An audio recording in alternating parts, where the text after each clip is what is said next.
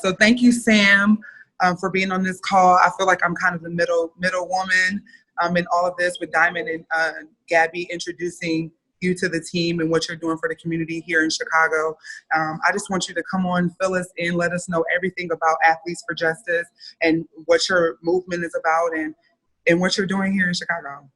Yeah, Tel, thanks so much for having me on. Well, yeah, so Diamond and I connected a few months ago, and then she connected me to Gabby, and then also now we're connecting, which has been fun. Athletes for Justice, in all reality, we're a culmination of pro athletes, collegiate athletes, everyday athletes, and weekend warriors who are trying to come together to fight against injustice and to fight against, fight for human rights issues. And so most recently, we've been doing a lot of work in Chicago and partnering with the Sky in raising money for 5 different organizations that are on the ground doing the work. These are all minority-led organizations. So that's been kind of one of our most recent ventures. And even right before that, we actually got some athletes together to buy up a liquor store on the west side of Chicago and turn it into a food mart.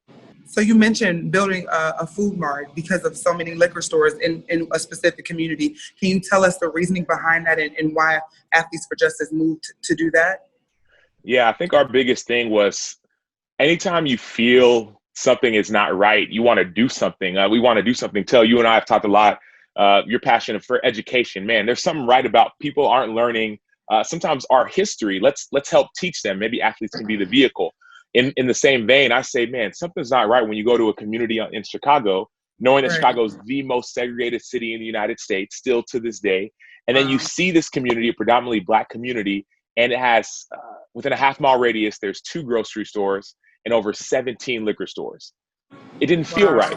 And so what we decided to do was to try and do something about it. We got some athletes together from all the different teams in Chicago, and we said, let's raise some money to buy that liquor store and turn it into a food mart. And that's what we did. And so actually in a few days from now, there's going to be the soft opening of this food mart that will be owned by the kids, run by the kids, managed by the kids. They'll get entrepreneurial experience. They'll get access to healthy food, and they'll get paid. So I think that's going to be a huge help for that community on the west side of Chicago. Wow. That's huge. I mean, I just want to give you a round of applause for that. But you mentioned something in that explanation, and you said Black, in the Black community. And obviously this is a Black Lives Matter movement. And I want you to explain, or how does it resonate with you, the Black Lives Matter movement, George Floyd, everything going on in the world? Just kind of touch on that for us briefly. Definitely. Well, so many people use the term people of color. And yes, many people of color are oppressed, but specifically what we're talking about the Black and brown communities that have been oppressed. You talk about 450 years of slavery, right? 450 years ago. Then you go to the Jim Crow era, right? And you go to mass incarceration. And I mean, there's so much that's been involved. And even look at the 3/5 law, where Black people had 3/5 of a vote. They were worth 3/5 of a person. And so many of the injustices in America we're seeing disproportionately affect Black people. And so specifically what we want to do is we want to try and help these Black people, or people of color, brown, Black people in these communities, help them thrive. And I think that's why this initial food mart idea we think is a great idea. That's why we think partnering with the Sky is a great idea. We're working with 5 different organizations that are led by minorities, led by Black or brown people, community-led organizations that are on the ground doing the work. We want to help them thrive. That is so amazing. And it's really being put into action with the food mart and starting that up. If you could just tell us, you mentioned donations. How do people get involved? Like, if I want to be a part of Athletes for Justice, what do I do? Who do I contact?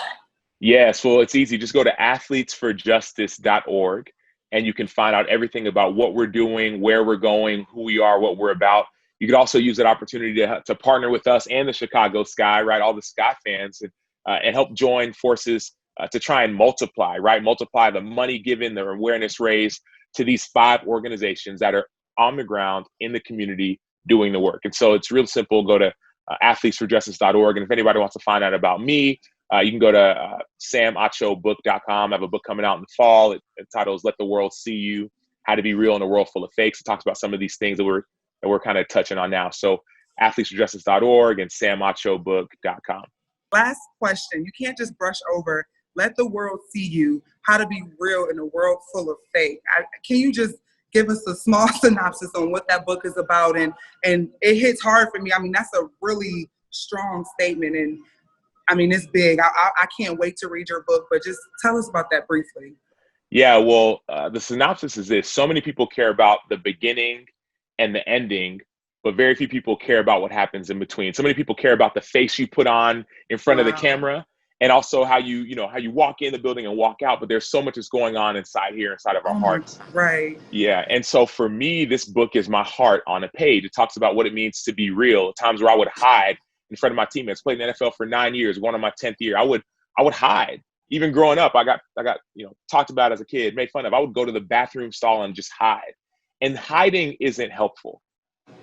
Hiding doesn't heal. Coming to the light heals. And so this is a book for anybody who wants to heal, whether you're ashamed or fearful of really showing who you are, or maybe you already know who you are and you want to feel that power and that freedom of what it's like to be authentic. That's who this book is for. And so anybody who's interested, you'll hear stories about times when I was me and the benefit that came, but also times where I wasn't, and some of the heartache that came with that. So yeah, it's just a book that I believe that if you read this book, your life's going to be changed, right? I think when you're you, I think that God gets the glory. I think the people around you benefit. I think the world around you thrives when you are you.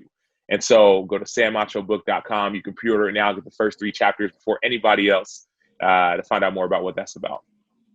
Wow. So, I mean, I don't want to take too much of your time, but I feel like I can talk about you and the inspiration you are to the community, your book all day. But just thank you for taking time for the Sky fans and for the Chicago Sky and explaining what we're doing in the community, because we are taking action and you are a major part of that. So thank you, Sam, and thank you for being a part of this with us. Thank you so much. I appreciate it. And it's an honor to be partnering with the Chicago Sky as we continue to take action. That's right. Thank you.